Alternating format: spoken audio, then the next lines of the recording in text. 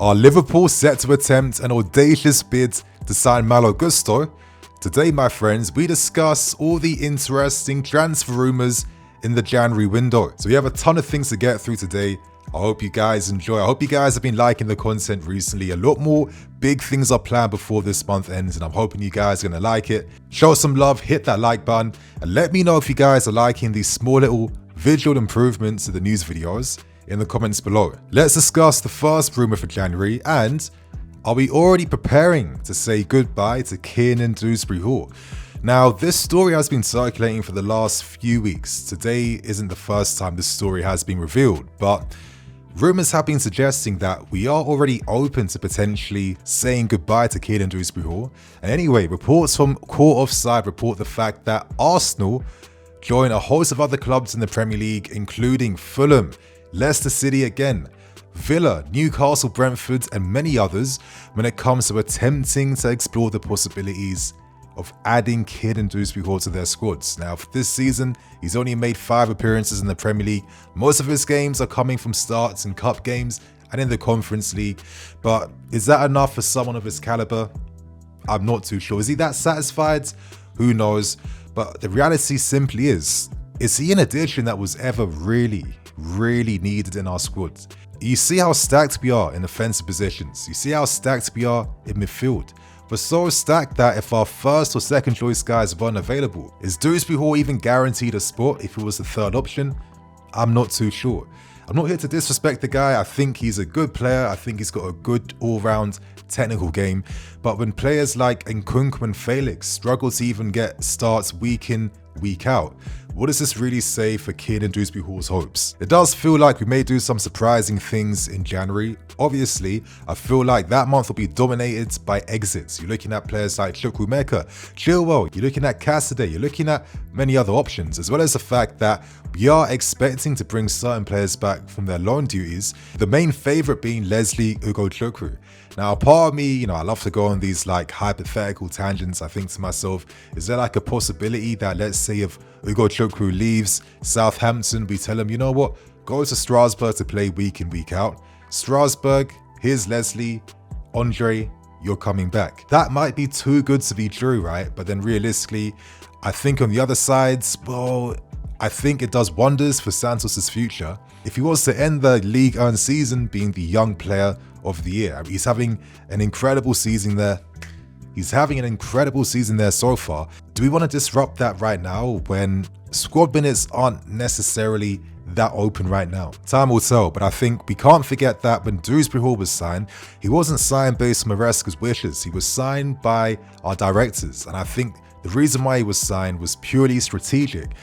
And that strategy was, listen, at the start of the transfer window in the summer for the first month, it was all about profit and sustainability rule transfers, where clubs in the Premier League were helping each other out. And I feel like for us to be able to secure Maresca for the price we did, it did involve signing Dewsbury-Hall alongside him. Now we have Maresca. Do we necessarily need KDH anymore? I'm not sure, but I'm actually very interested to know what type of money could we even get for him, because I can only see interested clubs attempting loan moves for him in the January window. So that's the first rumour out the way. For the next story, we remain in Bavaria as we discuss the latest reports surrounding Alphonso Davies.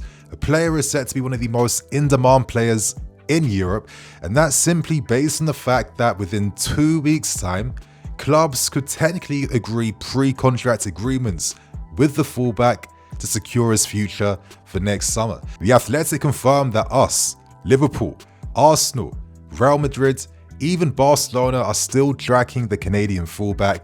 Madrid, as we know, last summer tried to sign him. They agreed a substantial pre-contract agreement, which was more of like a verbal gentleman's agreement, but they got priced out by Bayern's very high demands.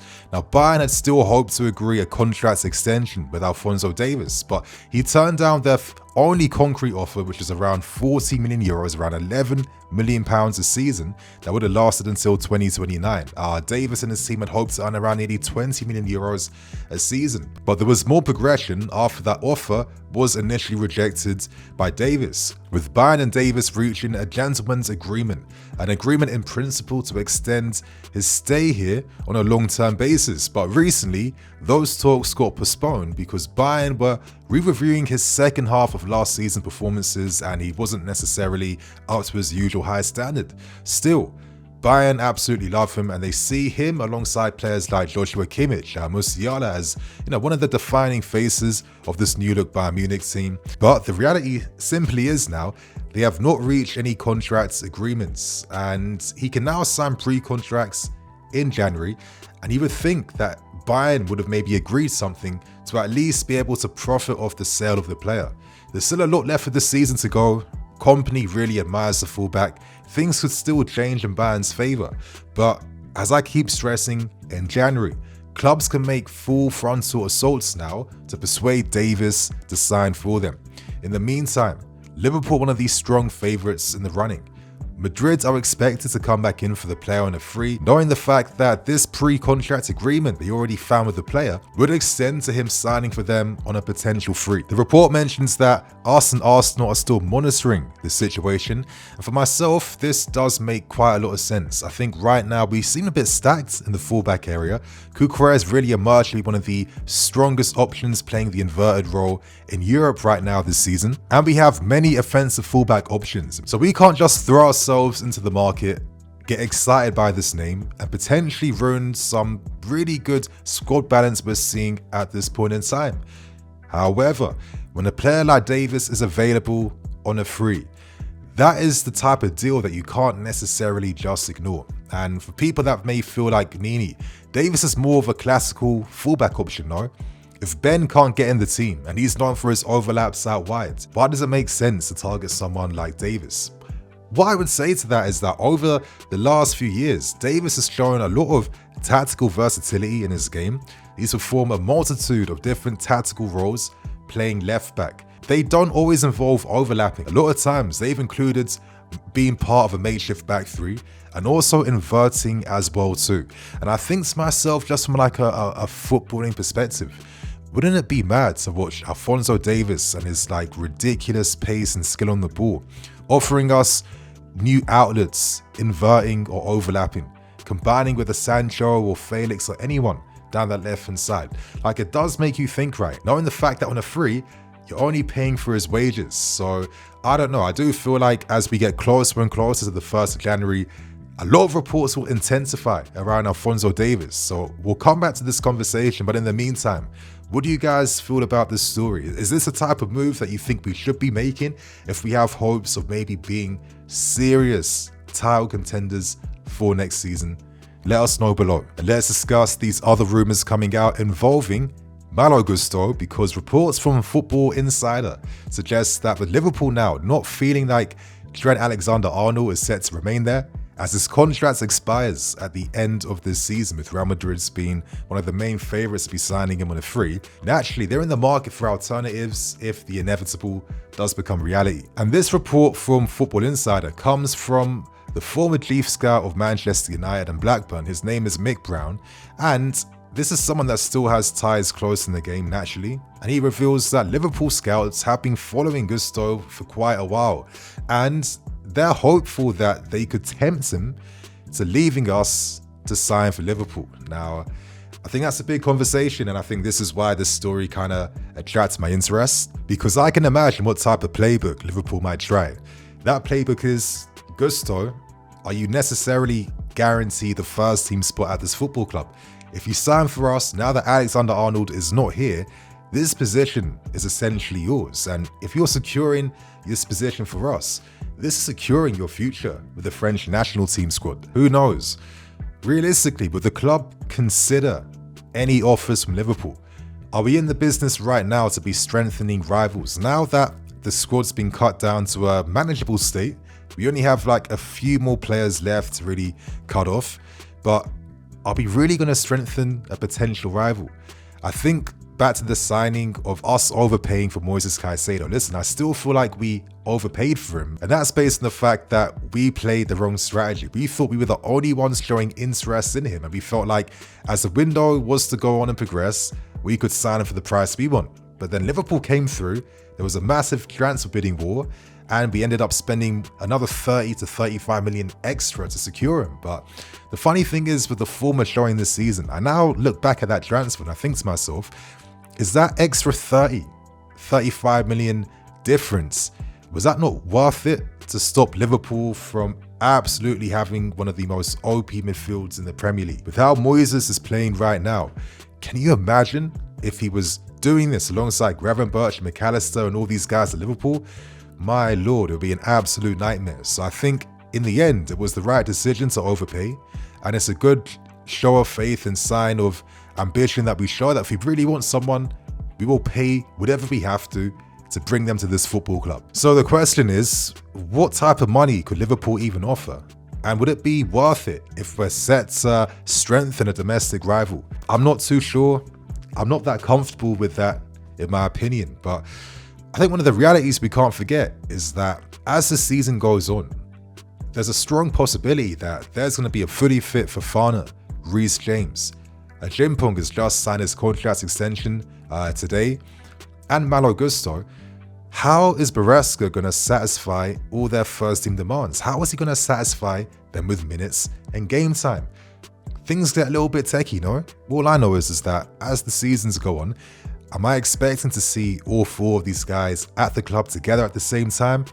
I'd be incredibly surprised. So it makes you think, at least, and I think right now we can push those thoughts back until the end of the season, and hopefully we'll have some answers around the fitness of your Reis Jameses. We'll see if Fofana is able to come back. We'll find out a lot of things. So there are the Gusto rumours out the way. Share your opinions. My friends, we end things with the final report courtesy of Goal.com Brazil, and us, Arsenal, Madrid and Inter Milan have all officially made contact with the intermediaries of Palmeiras centre-back Wonderkid and Vitor Reis. Now, Reis has had an incredibly fast rise to professional football in 2024. This is the year he made his first starts professionally, and since then he has not looked back. I think he's only made 15 appearances this year, I think, and in those appearances he was voted by TV Gazeta in Brazil as being the best centre-back in the league. Now, interested parties have tried to find out the conditions around the player in terms of, like, you know, playtime, ambitions, wages, etc, etc. Madrid made the first official inquiry last summer. Other clubs have now caught up, but Palmeiras, they don't want to be forced to sell him too soon. I think the reality that we can't forget is that Reis, even though he's incredibly exciting, he's only 18 years old, he hasn't been playing consistently in 2024, and a lot of that is based on real stuff like his body's still growing. He's had many like minor muscular issues this season. So for himself, it makes sense for him to remain at Palmeiras, play a full consistent season or two first before considering leaving for Europe.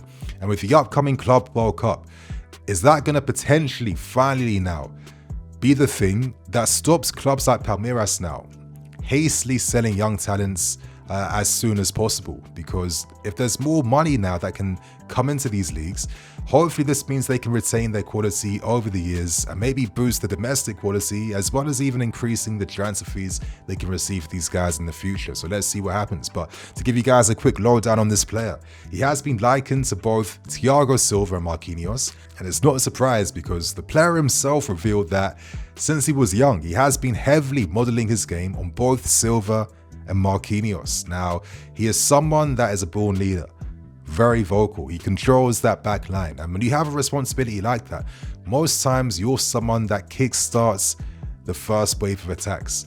You kickstart the moves, and that is something he's demonstrating with, a very keen eye to play those line-breaking passes. As we know, if you're a centre-back that wants to come here, you need to have the line-breaking passes pattern in your game.